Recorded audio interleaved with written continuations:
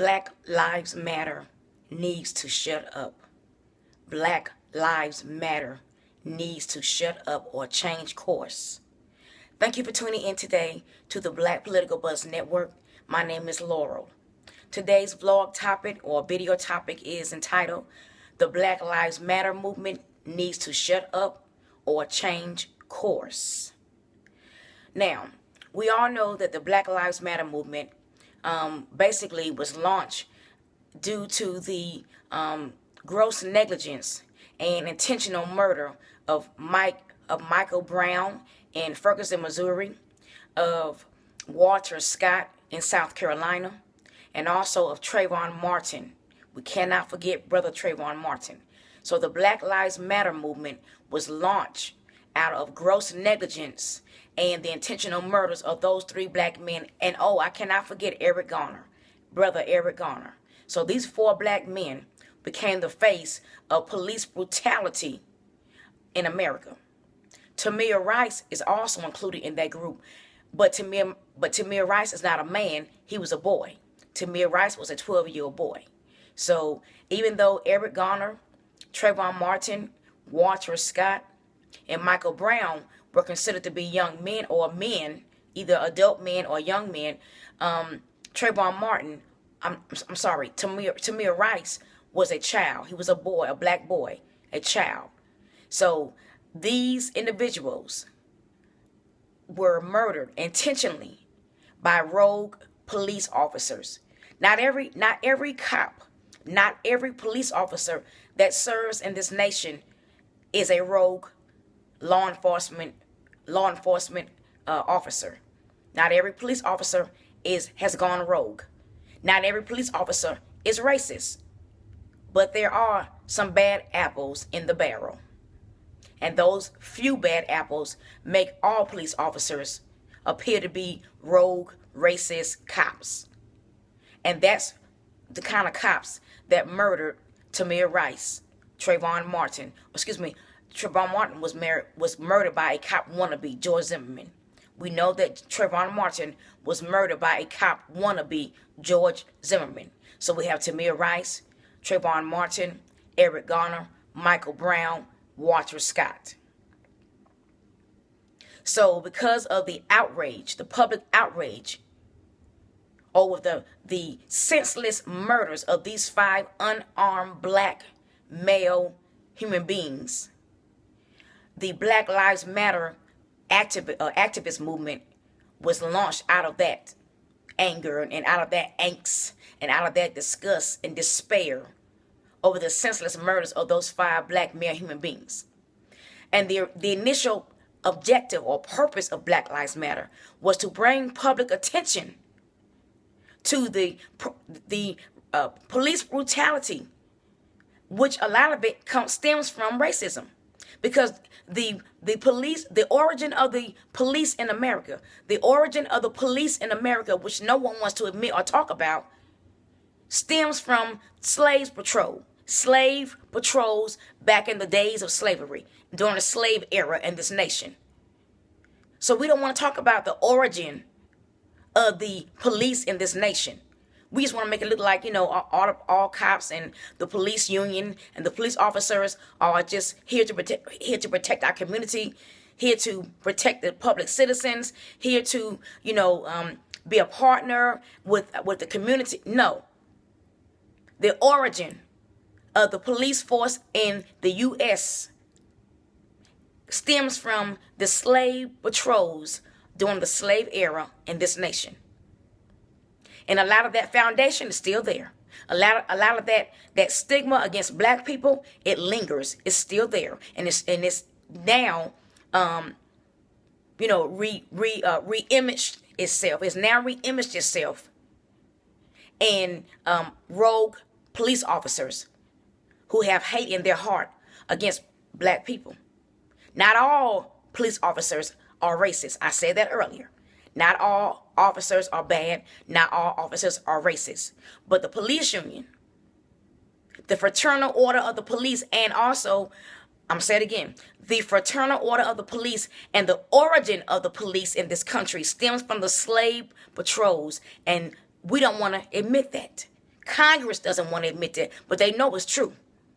So how can you how can you separate? How can you separate the initial origin of the police in this nation from what's going on today with police officers attacking and killing and shooting unarmed black male people in this country?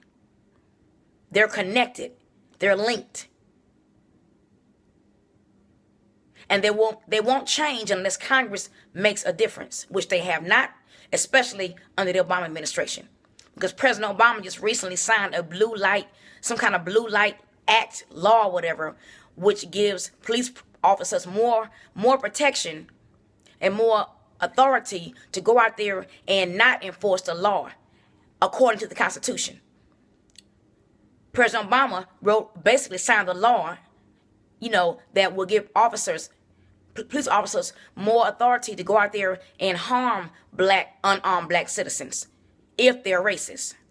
Just find a reason to arrest a black person. Find a reason to stop a black driver. Find a reason to stop a black person walking. Find a reason to shoot a black unarmed citizen. Find a reason to flip a child over who's sitting at a desk quietly in a school. Find a reason to harass a black citizen. Stop and frisk. Find a reason. President Obama, his blue light law, whatever act, it gives officers the freedom, the liberty, and authority to do just what I described without consequences legally. So Black Lives Matter activist movement was launched out of angst and despair against that type of police brutality in this nation.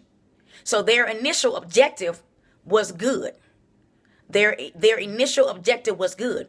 However, now Black Lives Matter activists are crashing the presidential events of 2016 candidates, both on the Democrat side and on the GOP side. We know that they crashed Bernie Sanders' meeting. We know that they tried to crash some GOP meetings. And we know that they recently crashed Hillary Clinton's meeting in Atlanta. Now, Hillary Clinton is running on a pro-black platform. She's trying to help. Her platform is one that's extensive, that's trying to help everyone, including black people, even though President Obama's advisors don't want Hillary Clinton to focus on helping black citizens. No, they don't. No, they don't. In case you have been hiding somewhere under a rock, in case you've been hiding and living somewhere under a rock, President Obama's agenda is not pro-black. He's the first black president, probably the last black president our country will ever have, but his agenda is not pro-black. Now, I know he's a black president. He's the president of the entire, America, our entire nation, the entire USA. I know that. And the USA is a melting pot. I know that. Of different cultures and races and ethnicities. I know that. But to throw the black race under the bus when you haven't thrown any other race under the bus or any ethnicity or any other group of voters under the bus, that's not right. The only group of citizens in this nation who've been thrown under the bus under his administration have been the black people. So his agenda is not pro-black, point blank. And it was black people that put him in office. Black people that helped put him in office. 97% of the black vote he captured in 2008. But his agenda is totally anti-black. Totally anti-black. But Hillary Clinton is not running on an anti-black agenda or a platform. She's running on a pro-black, pro-people, pro-human beings. I repeat, Hillary Clinton's agenda and platform is pro-black, pro-people, for the people, by the people, pro-human beings, pro-human rights. So why would you crash her event, Black Lives Matter activists? Why would you crash her event? That makes no sense. You need to be able to sit down at the table and work out your differences with these candidates. How are the candidates going to hear you if you're going to keep on crashing their events? They don't want you around them. You're making black people look bad.